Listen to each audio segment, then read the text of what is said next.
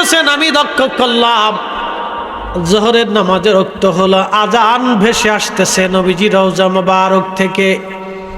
সুমধুর আজানের আজান আমি শুনলাম, আজান শেষ হয়ে গেল।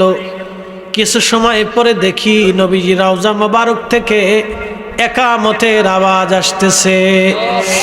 আমি সাইদ ইবনুল মুসাইব একা 3 দিন 3 রাত বসা 15 ওয়াক্ত নামাজ ওই আজানে ওই একামতে নবীজি রওজা মুবারকের পাশে মসজিদে নববীতে আমি একা নামাজ পড়েছি। আমি ছাড়া কেউ ছিল না সেই দিন। 3 দিন আমি একমাত্র মুসল্লি। ওই 3 দিনে আমি ছিলাম, ওই 3 দিনে নবীজি রওজা মুবারক থেকে আজান একামতের আওয়াজ ভেসে আসছে। তার মানে তখনও নবী ছিল, এখনো নবী আছে, আগামীতেও নবীজি রওজা মুবারকেই থাকবে। কথা বলেন ঠিক না বেঠে? তাহলে সুন্নিরা হক না বেহক? জোরে বলেন সুন্নিরা হক না বেহক? আমাদের বিশ্বাস হক না বেহক? আমাদের বিশ্বাসে প্রমাণ আছে, আমাদের আকীদায় বাস্তব প্রমাণ আছে, আমরা ভুলের উপরে না। এই জন্য আহলে সুন্নাত ওয়াল জামাতের আকীদায় আল্লাহর ওলির জন্ম হয়। আহলে সুন্নাত ওয়াল জামাত ছাড়া কোনো মা ওলির জন্ম দিতে পারে নাই, ঠিক কি না? আল্লাহ আমরারে আহলে সুন্নাত ওয়াল জামাতে কবুল করুন। আওয়াজ তুলে জোরে বলেন আমিন। তো মুসল্লিদেরকে প্রশ্ন করলাম, আপনারা আমাকে বুঝান তো, যাদের কুরবানির কারণে ইসলাম পেলাম তাদের আলোচনা খোদার ঘরে মসজিদে হবে না কেন? আর যারা করে না তারা কারা? প্রশ্ন আছে না? প্রশ্ন আছে না? যারা আলোচনা করে না তারা কারা? তারা কি বুঝাইতে চায়? হুসাইনকে দিয়ে ইসলাম আছে? হুসাইনকে ছাড়া ইসলাম আছে? একসাথে বলেন, আহলে বায়ত ছাড়া ইসলাম আছে? আহলে বায়ত ছাড়া ইসলাম আছে? শহদায়ে কারবালা বাদ দিয়ে ইসলাম আছে? শহদায়ে কারবালাকে যারা বাদ দিতে চায় ওরাই নব্য জামানার ইয়াজিদ। কথা বলেন ঠিক না বেটা? ওদের থেকে আমাদেরকে সতর্ক হতে হবে, আগুন থেকে যেইভাবে সতর্ক হয়। গোখরা সব চিনেননি? গোখরা কামড় দিলে কিন্তু সর্বনাশ।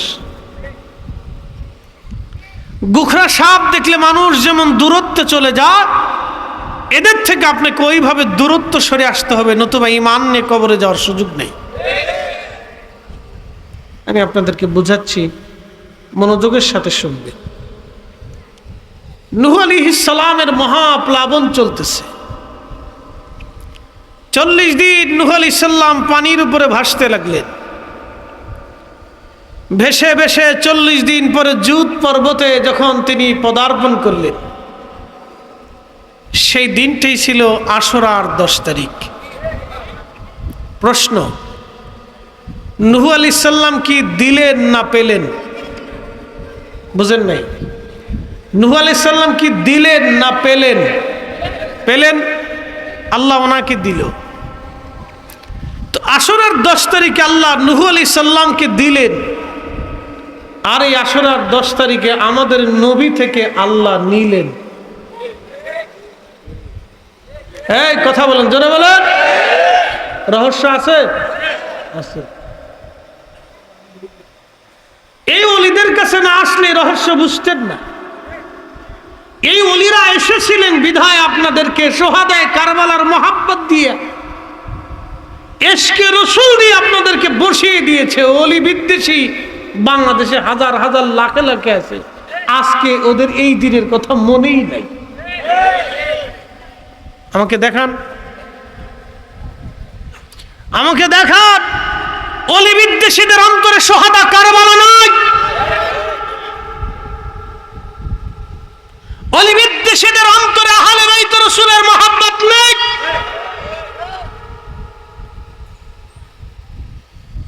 বুঝতে হবে আপনাকে। সাইয়েদনা হযরতে ইব্রাহিম খলিলুল্লাহ 40 দিন মতান্তরে 7 দিন পর্যন্ত আগুনের ভিতরে পড়ে রইলেন। 40 দিন পরে যেই দিন আল্লাহ তাকে আগুন থেকে বের করলেন, সেই দিনটা ছিল আশুরার 10 তারিখ। আমার আল্লাহ আশুরার 10 তারিখ ইব্রাহিম আলাইহিস সালামকে দিলেন, কিন্তু এই আশুরার 10 তারিখে আমার আল্লাহ আমার নবী থেকে নিলেন। আমার নবী এই আশুরার 10 তারিখে আমার আল্লাহকে দিলেন। সাইয়েদনা হযরত ইউনূস 40 দিন মতান্তরে 7 দিন মাছের পেটের মধ্যে রইলেন। আশুরার 10 তারিখে আমার আল্লাহ ইউনূস আলাইহিস সালাতু ওয়াস সালামকে মাছের পেট থেকে আমার আল্লাহ বের করে আনলেন। আমার আল্লাহ সাইয়েদনা ইউনূস আলাইহিস সালামকে আশুরার 10 তারিখে দিলেন, আর আমার নবী আশুরার 10 তারিখে আমার আল্লাহকে দিলেন। ফান্দাউকবাসী, ফান্দাউক দরবারের মুহিব্বিন, আল্লাহর ওলির রুহানি সন্তানেরা ভালো করে শুনে যান। ও আল্লাহর ওলি রুহানি আওলাদেরা ভালো করে বুঝে যান। ইমাম হুসাইন না আসলে তো এই পলাতক মুসলমান পাইতাম না। পলাতক গ্রুপ কি এখন আছে না? কতক্ষণ আছে না? আছে তো।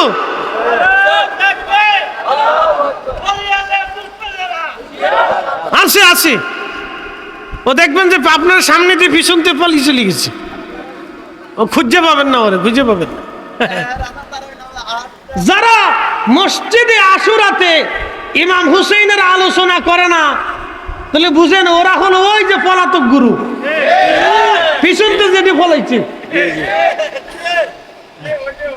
কয়জন? 40,000 নাই, আছে মাত্র 30 জন। বাকি সুন্নত নামাজ পড়ার পরে মুসলিমের আকিল সাইদ হে পিছনে কেউ নাই, মাত্র উনি আর ওনার 2টা কলিজার টুকরা বেটা ছাড়া আর কেউ নাই। বুঝতে পারছেন? আপনাদেরকে বলতেছি পালাতক খাওয়া যাবে না। আহলে বাইত রাসূলের পক্ষে থাকতে হবে, ওলিদের পক্ষে থাকতে হবে। শাহজালালের দেশের সন্তানেরা বলতেছি, শাহজালাল রহমাতুল্লাহের ডেক্সির ভিতরে তালা মেরে দিয়ে হিসাব চায়। আমরা যদি বলি তাহলে তোমরা তোমাদের ইয়ানতের হিসাব দাও, তোমরা তোমাদের সব কিছুর হিসাব দাও, মাদ্রাসার হিসাব দাও, বাকিগুলির হিসাব দাও, তোমাদের সংস্থার হিসাব দাও, তোমাদের ডেক্সির হিসাব আগে দাও। কথা কর না কেন? শাহজালাল রহমাতুল্লাহের ডেক্সির হিসাব ওরা নেবে না, আমরা নেব, আমরা নেব। কি কথা কর না কেন? ওটা কি আমাদের না ওদের? কিন্তু সুন্নিদের সম্পদ। কি কথা কর না কেন? সুন্নিদের সম্পদ। শাহজালাল ইয়ামানি মুজাররিদিন নামে মাদ্রাসা হবে। আরো মসজিদ মাজার কমিটিরও কিছু ভুল আছে, এরা মাদ্রাসা করে নাই। এরা শাহজালাল ইয়ামানি মুজাররিদিন নামে বিরাট বড় একটা মাদ্রাসা করা হয়েছিল, জামিয়া শাহজালাল ইয়ামানি সুন্নিয়া মাদ্রাসা। এতিমখানা করার দরকার ছিল। ওই কথা কর না কেন? জোরে বলেন। সিলেটের সবচেয়ে বড় মাদ্রাসা হবে, বাংলাদেশের সবচেয়ে বড় মাদ্রাসা হবে। ওই মাদ্রাসাতে অন্তত 20 থেকে 30,000 ছাত্র মাদ্রাসা থেকে পড়ে সারা বাংলাদেশের সুন্নিয়তের খেদমত করবে। এটারা তা করে না, এটারা পেটের পূজা করছে। এরা ডেক্সিরও বড় বানাইছে, নিজের ফেডেরও বড় বানাইছে। ওহ না ইয়া নজদি ইয়া ডেক্সির ভিতরে তালা মারে হিসাব দে। মাদ্রাসা যদি থাকতো, ওর বাপের বেটার 14 পুরুষের ক্ষমতা ছিল ডেক্সির মধ্যে তালা দেওয়া। বুঝতে পারছেন? দোষ আমাদেরও আছে।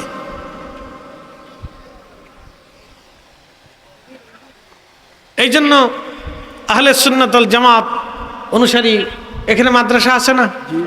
কি কথা কর না? আছে না? খালি কি এখানে মাদ্রাসা, আরো মাদ্রাসা করছে না? মসজিদ পরিচালনা হয় না? আলেম তৈরি হয় না? তাহলে একসাথে কোন আল্লাহু আকবার। তাহলে ফান্দাউক দরবার যদি পারে, ফুলতলি দরবার যদি পারে, আরো বড় বড় দরবাররা যদি পারে, তাহলে সিলেট শাহজালাল ইয়ামানি মুজাররিদিন এই খাদেমরা তারা পারবে না কেন? এই আস্তে কোন জোরে বলেন। খান জাহান আলী রহমাতুল্লাহ মাজারের মাদ্রাসা হয় নাই। ওই যে রাজশাহীতে ঘুমিয়েছেন সৈয়দ আওলাদ রসুল মাকদুম শাহ রহমতুল্লাহ আলাইহি, যিনি হুজুর গাউসে পাকের নাতি সন্তান, তিনার মাজারে মাদ্রাসা হলো না সুন্নি। ঘুমিয়েছেন সাথিয়াতে হুজুর খাজা মাইনুদ্দিন চিশতি রহমতুল্লাহর দাদা উস্তাদ, পাবনার সাথিয়াতে ঘুমিয়েছে। আমি ওনার মাজার জিয়ারত করেছি। ওনার দরবারের খাদেমরা মাদ্রাসা করে নাই সুন্নিয়াত। শাহজাদপুরের আল্লাহর ওলির মাজারের খাদেমরা এইখানে সুন্নি মাদ্রাসায় করে নাই। আরে বাংলাদেশের প্রত্যেক মাজারে মাজারে যদি একটা করে কামিল মাদ্রাসা সুন্নি প্রতিষ্ঠান, এতিমখানা, হেফজখানা থাকতো, আল্লাহর কসম করে বলি বাংলাদেশে আহলে সুন্নাত ওয়াল জামাতের সামনে সুদা ঘোরানোর কথা বলার মতো কোন মায়ের বেটার জন্ম হতো না। কথা বলেন ঠিক না?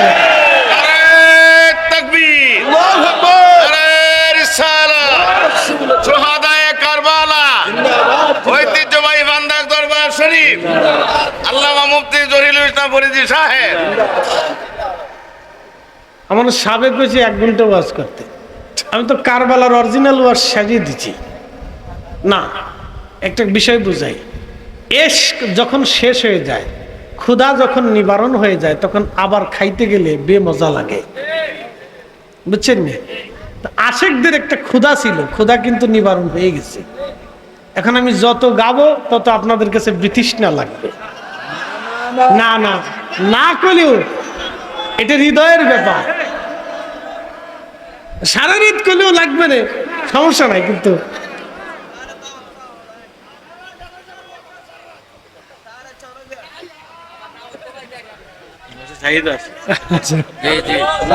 ঠিক আছে, এখন কিন্তু লোক নড়ে না। না না, আপনার কারেন্ট ছিল না, কিন্তু নৌকো একটা উঠে না। দেখেন না, লোক উঠছে না, এটা বুঝছি। এটা ইশক, আশিক রাসূলের খেলা। অমূল্য যতুল্য এই প্রেম কয়জনে বুঝে, অমূল্য যতুল্য এই প্রেম কয়জনে জানে। ওরে ধনী মানি পাই না যারে, ধনী মানি পাই না যারে, পায়া সে কানে। অমূল্য যতুল্য এই প্রেম কয়জনে বুঝে, অমূল্য যতুল্য এই প্রেম কয়জনে জানে। ঠিক কিনা?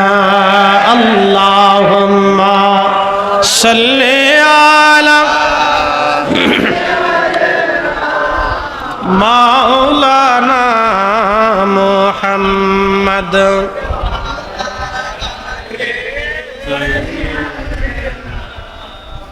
মাওলানা, খুব মনোযোগ দিবেন, লম্বা কথা বাড়াবো না।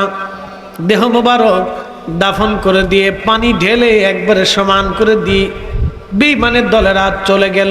ওরা ভাবলো আর কোনোদিন ইমাম হুসাইনের পরিচয় জমিনে থাকবে না, কোনোদিন তার মাকবারার মাজারের খবর, রওজার খবর আর কেউ পাবে না। কিন্তু ওরা জানে না তারা আসমান থেকে সম্মান নিয়ে এসেছে, ঠিক কিনা? ওরা আল্লাহ কর্তৃক নির্বাচিত আহলে বাইতে রাসূল, জান্নাতের ফুল। আহলে বাইতে রাসূল জান্নাতের ফুল। কথা কন না কেন? জান্নাতের ফুল। ওরা বুঝে নাই যে আল হাসান ওয়াল হুসাইন সাইয়্যিদা শাবাবি আহলিল জান্নাহ। মনোযোগ দিবেন, হযরত ইমাম হুসাইন রাদিয়াল্লাহু তাআলা আনহু ওরা চলে গেল মস্তক নিয়ে, মাথা মোবারক নিয়ে। দেহ মোবারক কারবালার ময়দানে খুঁজে পাওয়া যাচ্ছে না। কিন্তু এক বেদুইন আশিক রাসূল ওই মরুভূমি থেকে জানতে পারছে ইমাম হুসাইন কারবালায় শহীদ হয়ে গেছে। মরু থেকে রওনা দিছে, আহা আমি হুসাইনকে পাবো না, কিন্তু তার মাজার রে জিয়ারত করে আমি আসব। ওই আশিক সুদূর মরুভূমি থেকে রওনা দিলেন। ইমাম ইবনু কাসির আল বেদার মধ্যে লেখেন, সুদূর মরুভূমি থেকে রওনা দি কারবালা প্রান্তে উপস্থিত হয়ে কারবালার বাসিন্দাদেরকে বলেন, হে কারবালাবাসী, বলো তো আমার হুসাইনের মাকবারা কোথায়, আমার হুসাইনের মাকাম, আমার হুসাইনের দারুল বাকা কোন জায়গা আছে বলো। কারবালার মানুষ বলল, দেখো গো, ইমাম হুসাইনকে কারবালায় দাফন করে তারা পানি ঢেলে সমান করে দিয়ে গেছে, আমরা জানি না তার কবর, তার রওজা মোবারক কোথায় আছে। ঠিক ওই সময় সে বলল, হে দুনিয়ার মানুষ, নবী বলেছেন তিনি জান্নাতের যুবকদের সর্দার। আমার মন বলে ওনার রওজা থেকে বেহেশতের ঘিরান আসবে। আহা, চিৎকার মেরে বলেন ইয়া রাসূলুল্লাহ। আমার মন বলতেছি ওনার মাজার শরীফ থেকে বেহেশতের ঘিরান আসবে। এই কথা বলে তিনি মাটি নিয়ে নিয়ে নাকের কাছে নিতে লাগলেন, মাটিগুলি নিয়ে নাকের মধ্যে নিয়ে টানতে লাগলেন। আহা, সারা কারবালার মাঠ ধরে ধরে খুঁজতে লাগলেন, দেখি ইমাম হুসাইনকে যেইখানে সমাহিত করা হয়েছে, আমার মন বলে ওই মাটি থেকে বেহেশতের ঘেরান আসবে। আহা, চিৎকার মেরে বলেন আল্লাহু আকবার।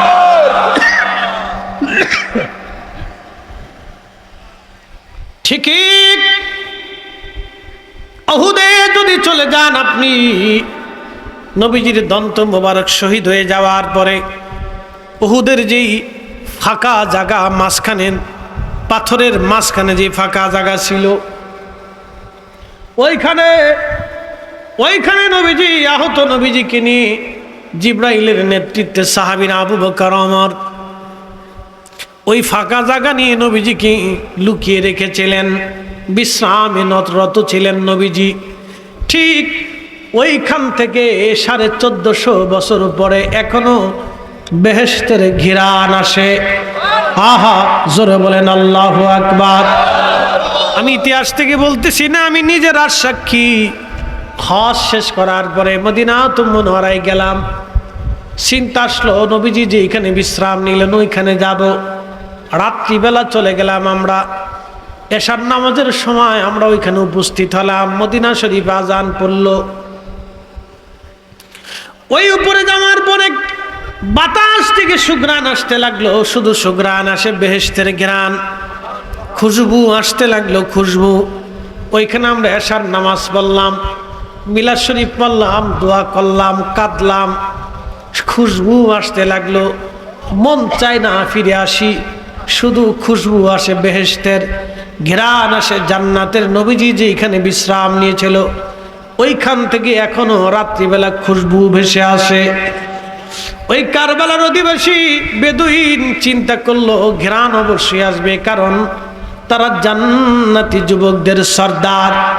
যাদের শরীর থেকে বেহেশতের ঘ্রাণ আসতো, তাদের কবর থেকেও বেহেশতের ঘ্রাণ আসবে।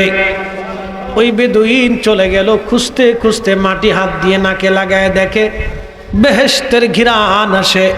ইমাম হুসাইন যেইখানে ঘুমানো রওজা মোবারক, ওই মাটির ভিতরে থেকে জান্নাতের ঘ্রাণ আসতে লাগলো। চিৎকার করে জোরে বলেন না মারহাবা। তোমার ওই পাওয়ার আশায় মন ছুটে যাই মদিনায়,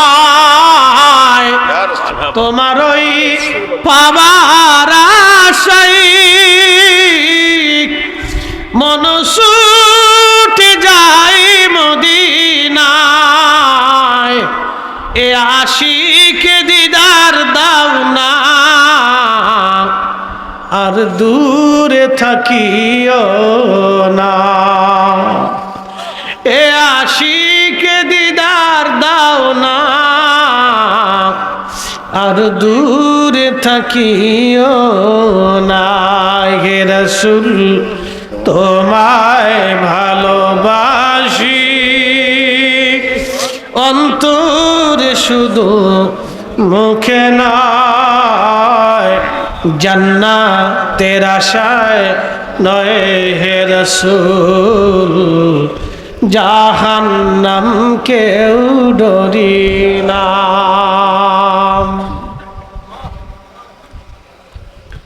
ভাইজান, ইমাম হুসেন রাদিয়াল্লাহু আনহুর দারুল বাকা রওজা মোবারক পাওয়া গেল। আজও সেইখানে মানুষ জিয়ারতে যায়। এটা হলো দেহ মোবারকের মাজার। মাথা মোবারক নিতে নিতে নিতে নিতে নিয়ে যাওয়া হলো সিরিয়ার দামেস্ক। দামেস্ক থেকে নিতে নিতে নিতে নিতে চলে গেল আসকালান। বর্তমান যে গাজা, এই আগের নাম ছিল আসকালান। এই আসকালানি নিয়ে যাওয়ার পরে এখানে দাফন করা হলো। ক্রুসেডের সময় খ্রিস্টানরা এই আসকালান, ফিলিস্তিন সমূহ সব এলাকা দখল করে নিয়ে গেল। এমনকি মিশরের বহু অঞ্চল, লেবানন থেকে শুরু করে একবারে জর্দানের কিনারা পর্যন্ত তারা দখল করে নিয়ে গেল। যার সুবাদে এখনো দেখবেন জর্দানে, দুঃখিত লেবাননে এখনো বহু খ্রিস্টান আছে এবং লেবানন রাষ্ট্রীয়ভাবে সরকার প্রধানমন্ত্রী কিন্তু খ্রিস্টান থাকে। মনোযোগ দেবেন হাজিরিন, ফিলিস্তিন বাইতুল আকসা নিয়ে আজকে থেকে যুদ্ধ না, বহু যুদ্ধ হবে। নবীজি বলেছেন কিয়ামত আসার আগে 3 বার বাইতুল আকসা বিজয় হবে। শুনে যান, 3 বার বাইতুল আকসা বিজয় হবে। একবার বিজয় হয়েছে হযরত ওমরের আমলে, আর একবার বিজয় হয়েছে হযরতে সুলতান নুরউদ্দিন জঙ্গি রহমাতুল্লাহের পরে সুলতান সালাউদ্দিন গাজী আইয়ুবী রহমাতুল্লাহির আমলে। আপনারা খুশি হবেন, সুলতান গাজী সালাউদ্দিন আইয়ুবী রাহিমাহুল্লাহ কাট্টা সুন্নি মুসলমান ছিলেন, মিলাদুন নবী পালন করতেন। একবার জোরে বলা যাবে কি মারহাবা? আজকে আমরা মিলাদুন নবী পালন করে আমরা কে বেদাতি? এই কথা জোরে বলেন, আমরা কি কর? কিন্তু এই বেদাতি দিয়ে সেই দিন বাইতুল আকসা বিজয় হয়েছিল। ওরা যারা আজকে আমরা বেদাতি কয়, মনে রাখবেন এই আশিক রাসূলরাই একদিন আবার বাইতুল আকসা বিজয় করবে।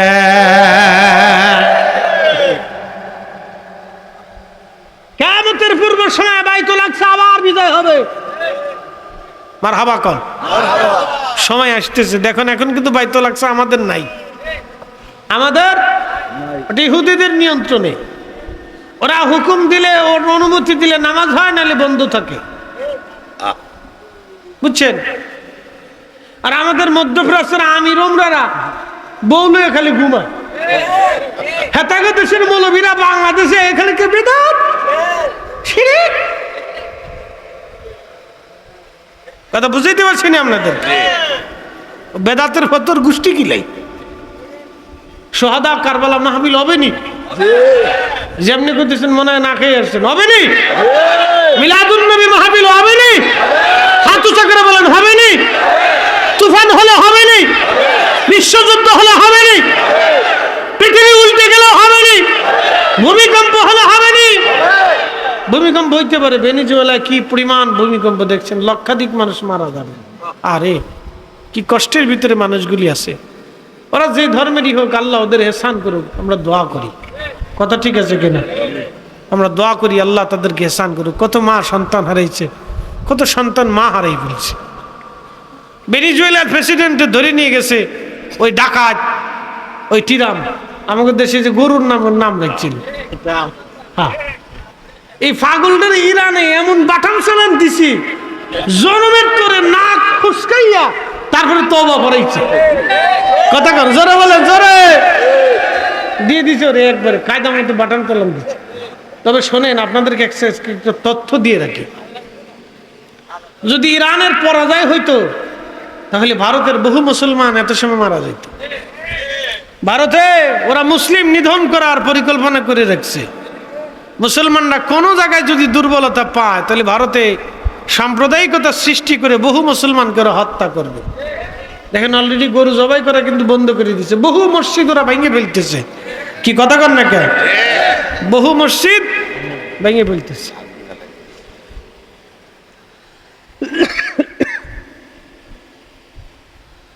এই জন্য ইরানের বিজয়ের দরকার ছিল।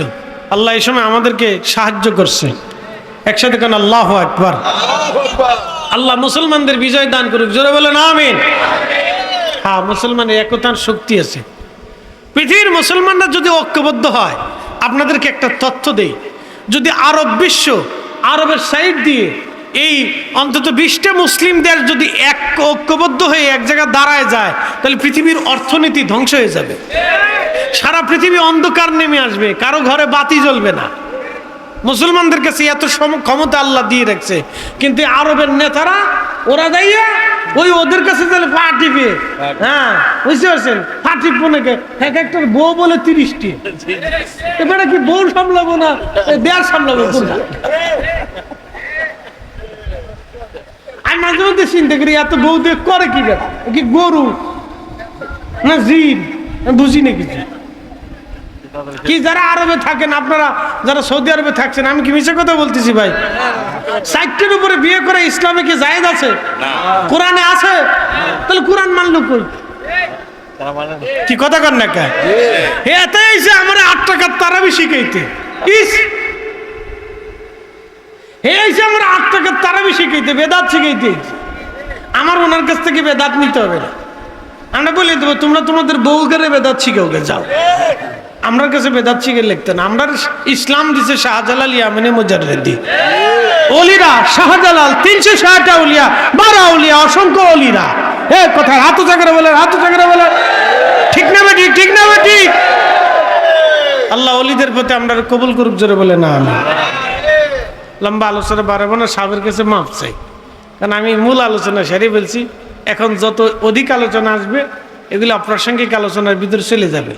তা আমি আর এই আগের আলোচনার তাসিরটা নষ্ট হয়ে যাবে, আমি চাই ওটা স্বাদ থাকে যাক, ওই স্বাদটা থাকুক। স্বাদ চলে গেলে পরে শেষে আগের খাবারের মজা থাকে না, বুঝতে পারছেন? হ্যাঁ, এটা একটা হিকমত আছে। আমি জানি সারা রাত আসলে আপনাদের ভালো লাগবে, কিন্তু আজকে আমরা একটা উদ্দেশ্যে আইছি, সোহাদায়ে কারবালা। কথা ঠিক আছে না? তা আমাদের সে এশক হয়ে গেছে, সে লজ্জত আমরা পাইছি, আল্লাহ দিছে। এখানে এসে আল্লাহর ওলির একটা ফুয়ুজুত আছে, ওলিদের রুহানি শক্তি আছে, বুঝতে পারছেন? বিশ্বাস হয়নি আপনাদের? হয় কথা কর নাকি? হয়। ওলিরা ইন্তেকালের পরে জিন্দা, মারহাবা কর। জিয়ারতে যে সালাম দেন না, দাঁড়ান না, উন্ডা দেখে, উন্ডা শুনে, উন্ডা দেখে কি আসছে। আমি লিখিনি, ইমাম সুয়ুতি শরহুস সুদুরে লিখেছেন, ইবনে কাইয়িম কিতাব রুহের মধ্যে লিখছেন, আহমদ ইবনে হাম্বল কিতাবুজ জুহুদের ভিতরে লিখছেন। আমি লিখিনি তো, এটি আইম্মে কেরাম লিখে গেছে। 1450 বছর আগে আল্লাহ রসুল বলে গেছেন। এই জন্য কবরের পাশে দাঁড়িয়ে সালাম দিতে হয়, তাদের জিয়ারতে দাঁড়াইয়া তাদের জন্য দোয়া করতে হয়, বুঝতে পারছেন? তো ওলিরা ওনাদের একটা রুহানি শক্তি আছে, তামাজ্জু আসে, ফুয়ুজুত আছে। তো এই আজকের এই আলোচনায় ফুয়ুজুত আসছে, ওনাদের থেকে রুহের ফয়েজ আসছে, দোয়া আসছে। একসাথে বললেন মারহাবা। আল্লাহ ওনাদের দোয়া আমরা কবুল করুক, জোরে বলেন আমিন। যাবেন না, সাহেবের সাথে দোয়া করে তারপরে যাবেন। আসেন আমরা নবীজিকে সালাম জানাই।